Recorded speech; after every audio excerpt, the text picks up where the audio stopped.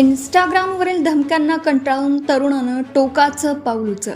Suicide नोटमधून धक्कादायक माहिती समोर.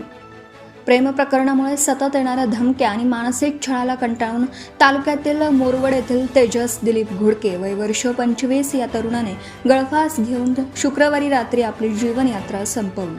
आत्महत्येपूर्वी त्यानं लिहिलेल्या सुसाईड नोटमुळे या घटनेमागील रहस्य उलगडलं. या प्रकरणी रेणापूर पोलिसात 7 जणांविरुद्ध शनिवारी गुन्हा दाखल करण्यात आला आहे. तालुक्यातील मोरवड येथील तेजस दिलीप घोडके याचे गावात किराणा दुकान आहे. तो दुकान आणि शेती करीत. काही महिन्यांपूर्वी त्याचा एका मुलीशी प्रेमसंबंध होते.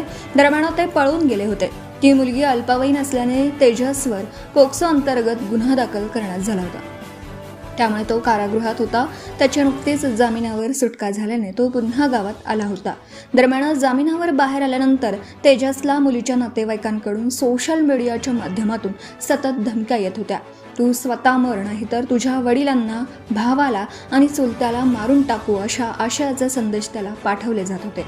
मानसिक त्रासामुळे तो प्रचंड तणावाखाली होता. सुसाईड नोट लिहून संपवलं जीवन. शुक्रवारी रात्री 7:30 ते 8 वाजण्याच्या सुमारास तेजसने मोरवड शिवारात गळफास घेऊन आत्महत्या केली. आत्महत्येपूर्वी त्याने एक सुसाईड नोट लिहिली आणि ती आपल्या चुलत भावाच्या व्हॉट्सअपवर पाठवली.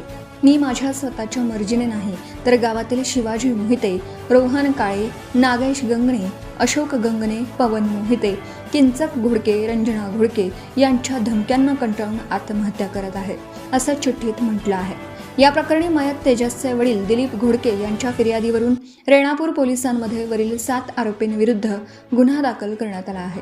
अधिक तपास पोलीस उपनिरीक्षक गायकवाड हे करीत आहेत. Subscribe now and press the bell icon. Never miss an update.